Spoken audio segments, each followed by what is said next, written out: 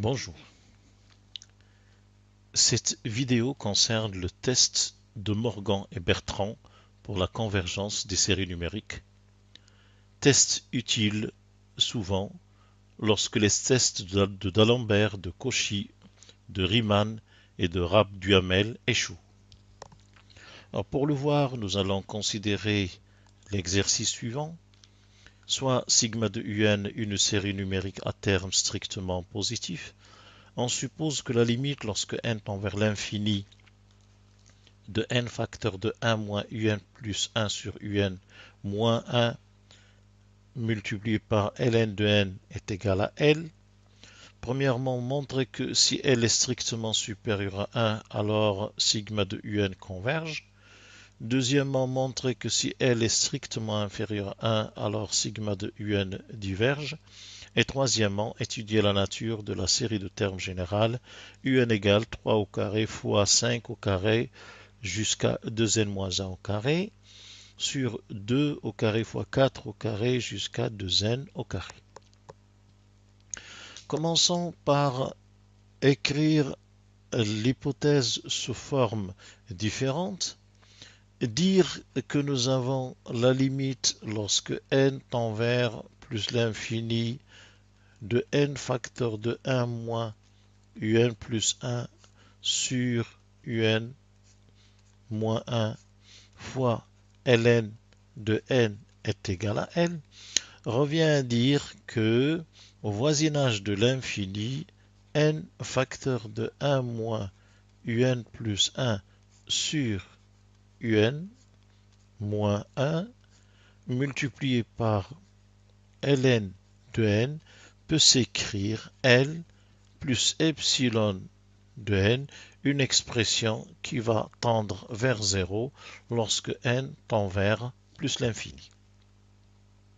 Alors en divisant par ln, on obtient pour n assez grand, n facteur de 1 moins un plus 1 sur un, moins 1 égale ou bien égale 1 plus L sur ln de n, plus epsilon de n sur ln de n ou bien un petit taux de 1 sur ln de n.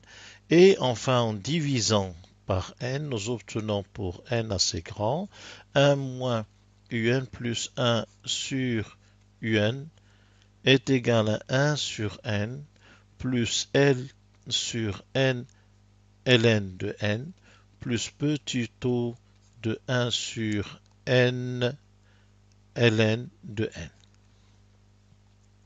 Nous en déduisons l'expression suivante pour un plus 1 sur un pour n assez grand égale donc 1 moins 1 sur n moins L sur n ln de n et plus petit taux de 1 sur n ln de n. À ce stade, donc, cette expression est équivalente à l'hypothèse de limite égale L. Alors, remarquons au passage que si nous calculons la limite de un plus 1 sur un sous cette hypothèse, lorsque n tend vers l'infini, on trouve, ces termes vont tous tendre vers 0, on trouve 1. Et donc, on l'a déjà vu, la limite de la racine nème de un est aussi égale à 1. Donc on voit que nous sommes dans le cas douteux, aussi bien dans le test de d'Alembert que dans le test de Cauchy. D'autre part, si on calcule n, si on calcule 1 moins un plus 1 sur un, nous retrouvons 1 sur n plus L sur n ln de n plus petit o de 1 sur n ln de n. Et en multipliant par n, nous avons pour n assez grand, n facteur de 1 moins un plus 1 sur un est égal à 1 plus L ln de n plus petit o de 1 sur ln de n, et par conséquent, la limite de n facteur de 1 moins un plus 1 sur un lorsque n tend vers plus l'infini est égal à 1. Autrement dit, avec le test de Rabe-Duhamel, nous sommes aussi dans le cas douteux. Alors pour voir que lorsque la limite est égale à 1, nous sommes dans le cas douteux pour ce test, il suffit de l'appliquer à la série harmonique qui est divergente. On trouve que la limite est 1. Et si on l'applique à la série sigma de n sur ln carré de n, on trouve aussi 1 alors qu'elle est convergente. Pour le voir, il suffit de la comparer à une intégrale. Donc en résumé, et avant de commencer, nous sommes bien dans le cas où les tests de D'Alembert, de Cauchy et de Rabe-Duhamel échouent. Considérons donc la première question. Alors, dans la première question, nous sommes dans le cas où L, la limite, est supérieure à 1. Nous allons ici intercaler un réel entre L et 1. Donc nous considérons alpha tel que L supérieur à alpha supérieur à 1. Et nous allons comparer sigma de un et sigma de Vn avec Vn égale 1 sur n ln puissance alpha de n. Alors d'abord, nous allons étudier la nature de cette série avec alpha supérieur à 1. La fonction 1 sur x ln puissance alpha de x est décroissante. Donc nous allons, pour avoir sa nature, la comparer à une intégrale. Sigma de Vn est de même nature que l'intégrale impropre somme de 2 à l'infini ou généralisée dx sur x ln puissance alpha de x, qui vaut la limite quand grand X, par exemple, tend vers plus l'infini, de l'intégrale de 2 à grand X de d de x sur x ln puissance alpha de x. Cette intégrale se calcule de la manière suivante. Nous avons égal la limite lorsque grand X tend vers plus l'infini 2 ln puissance 1 moins alpha de x sur 1 moins alpha à prendre entre 2 et grand X. Notons que alpha est différent de 1. Donc ici, ça revient à chercher la limite lorsque grand X tend vers plus l'infini de ln puissance 1 moins alpha de grand X sur 1 moins alpha moins ln puissance 1 moins alpha de 2 sur 1 moins alpha. Alors le premier terme tend vers 0 puisque alpha est supérieur à 1 et donc 1 moins alpha est négatif et donc l'intégrale converge et par conséquent sigma de Vn converge pour alpha supérieur à 1. Notons en passant que sigma de Vn diverge lorsque alpha est inférieur à 1. Le cas alpha égale 1 aussi est un cas de divergence, mais nous n'en aurons pas besoin ici. Alors donc, nous revenons donc à la comparaison des deux séries. Nous avons Vn égale 1 sur n ln plus puissance alpha de n. Et donc nous allons calculer Vn sur Vn plus 1, puis l'inverser dans un instant. Donc ça va donner n plus 1 ln. C'est par souci de calcul qu'on commence par Vn sur Vn plus 1 au lieu du contraire. N plus 1 sur n ln puissance alpha de n, que l'on peut écrire égal n plus 1 sur n ou 1 plus 1 sur n, ln de n plus 1 sur ln de n puissance alpha.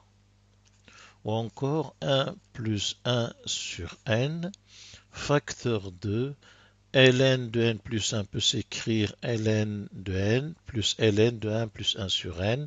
Donc 1 plus 1 sur ln de n multiplié par ln de 1 plus 1 sur n, puissance alpha. Nous avons mis n en facteur et considéré le log du produit comme la somme des logs. Et donc on obtient égal 1 plus 1 sur n, facteur 2.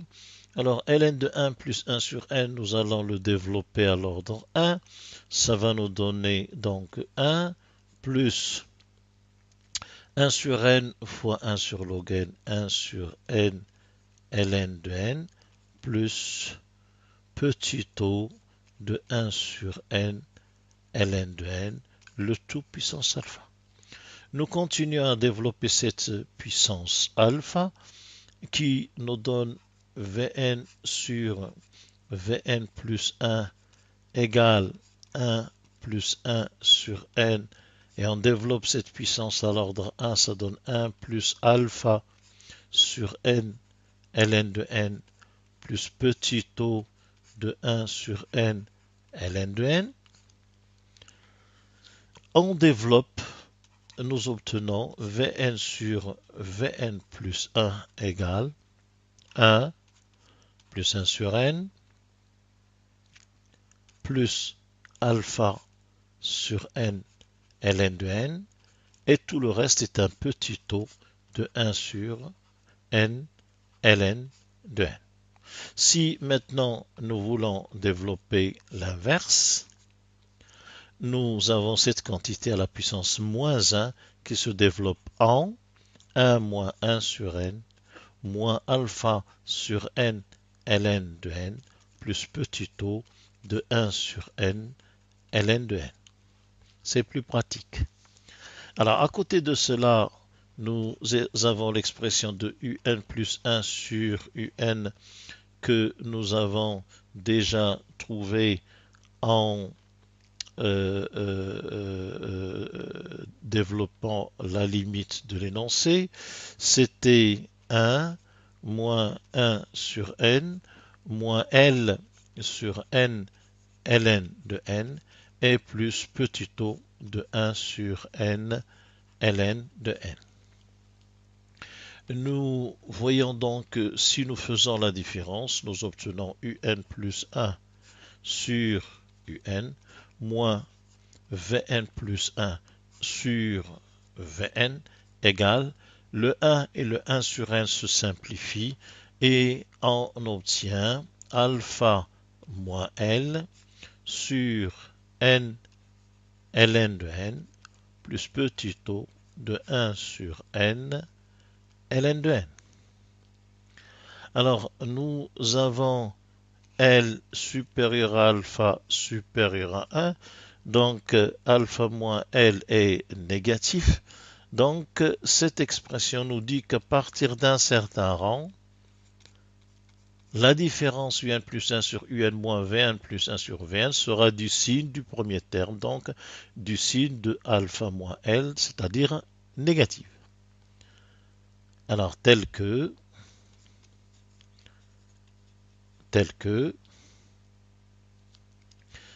si n est supérieur ou égal à grand N, nous aurons un plus 1 sur un moins Vn plus 1 sur Vn négatif ou bien inférieur ou égal, alors inférieur strictement, à Vn plus 1 sur Vn.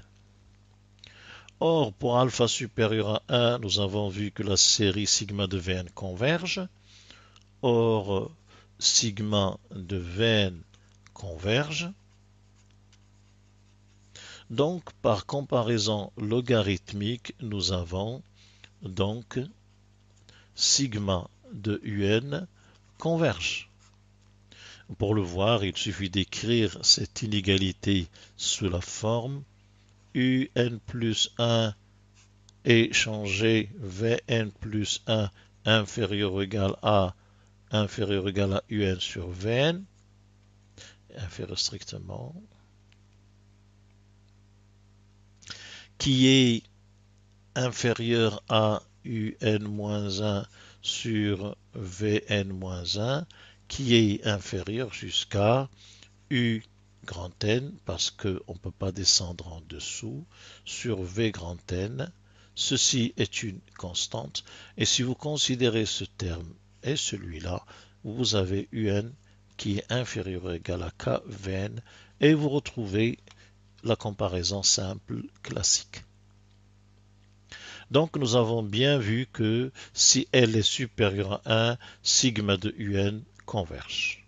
Maintenant, regardons ce qui se passe lorsque L est supérieur à 1. Là, nous allons intercaler alpha de manière que alpha soit entre L et 1. Pardon, ici, pardon. Nous sommes plutôt maintenant dans le cas où L est inférieur à 1. Si L est inférieur à 1, et nous allons prendre alpha tel que alpha est compris entre L et 1. Alors, dans ce cas-là, le même raisonnement nous dit qu'il va exister un indice grand N appartenant à N, tel que dès que N est supérieur ou égal à grand N, nous aurons cette fois-ci Un plus 1 sur Un supérieur à Vn plus 1 sur Vn. Or, nous avons vu tout à l'heure que si alpha est inférieur à 1, sigma de Vn diverge. Donc, par comparaison logarithmique, sigma de Un diverge.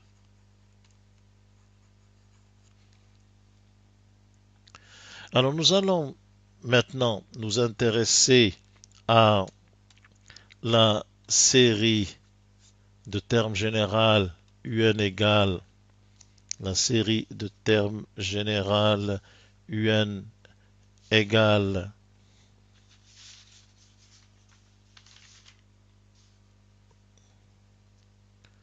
3 au carré, 5 au carré jusqu'à 2n moins 1 au carré sur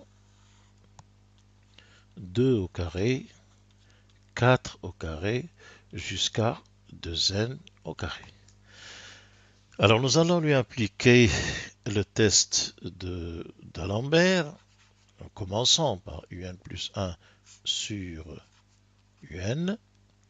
Cela nous donne 3 au carré, 5 au carré, 2n moins 1 au carré, 2n plus 1 au carré sur 2 au carré, 4 au carré, on passe par 2n au carré, on termine avec 2n plus 2 au carré multiplié par l'inverse de Un, 2 au carré, 4 au carré, 2n au carré sur 3 au carré, 5 au carré jusqu'à 2n moins 1 au carré. Alors après simplification, on voit que Un plus 1 sur Un se réduit à 2n plus 1 au carré sur 2n plus 2 au carré. C'est-à-dire 4n carré plus 4n plus 1 sur 4n carré plus 8n plus 4. Alors, remarquons d'abord que si on calcule la limite de un plus 1 sur un, lorsque n tend vers plus l'infini, on trouve la limite du rapport des termes de plus haut degré, limite de 4n carré sur 4n carré lorsque n tend vers plus l'infini égale 1. Et donc nous sommes dans le cas douteux du test de D'Alembert. Aussi, nous avons la limite de la racine énième de un lorsque n tend vers plus l'infini qui va être aussi égal à 1. On l'a déjà vu. Et donc, nous sommes dans le cas douteux du test de Cauchy aussi. Enfin, si nous formons l'expression 1 moins un plus 1 sur un et nous la multiplions par n, nous obtenons n facteur 2, 4n carré plus 8n plus 4 moins 4n carré moins 4n moins 1 sur 4n carré plus 8n plus 4. Et on voit bien que après simplification, il va nous rester en haut 8n moins 4n, 4n fois n, 4n au carré. Et donc, la limite de n facteur de 1 moins un plus 1 sur un, lorsque n tend vers plus l'infini, est aussi égal à 1. Ou encore, même pour le test de Rapp-Duhamel, nous sommes dans le cas douteux.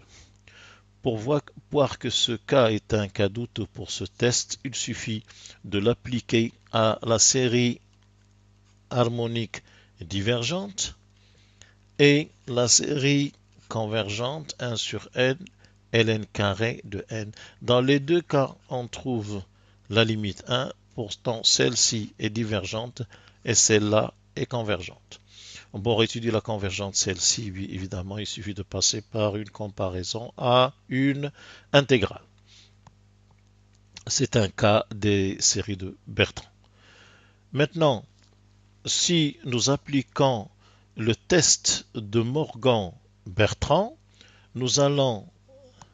Alors, nous avons déjà ici n facteur de 1 moins un plus 1 sur un qui est égal, il va nous rester ici 4n plus 3 sur 4n carré plus 8n plus 4. Donc, si nous calculons l'expression n facteur de 1 moins un plus 1 sur un moins 1 multiplié par ln de n, nous obtenons 4n plus 3 sur 4n carré plus 8n plus 4 moins 1 à multiplier par... Alors attention ici, on n'a pas multiplié par n, on va mettre 4n carré plus 3n. Il faut multiplier par n la parenthèse. Là aussi, désolé, plus 3n. Puisque le 8n moins 4n donne 4n et le 4 moins 1 donne 3, mais il y avait un n à l'extérieur. Bon, alors, et on continue, il faut multiplier ça par ln de n. Nous avons donc que cette quantité est égale à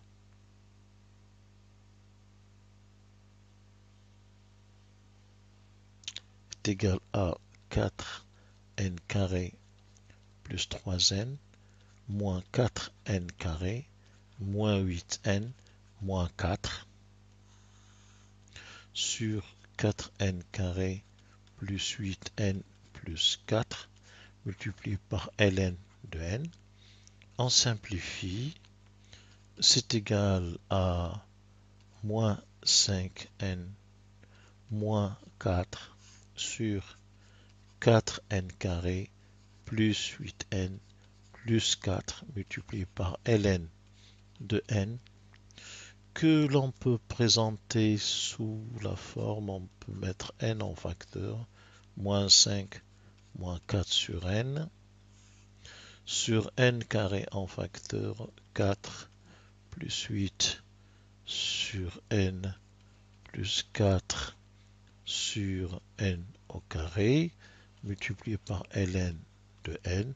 En simplifiant par n, il reste 1 sur n. Donc nous avons ln de n sur n, multiplié par moins 5 moins 4 sur n, divisé par 4, plus 8 sur n, plus 4 sur n au carré.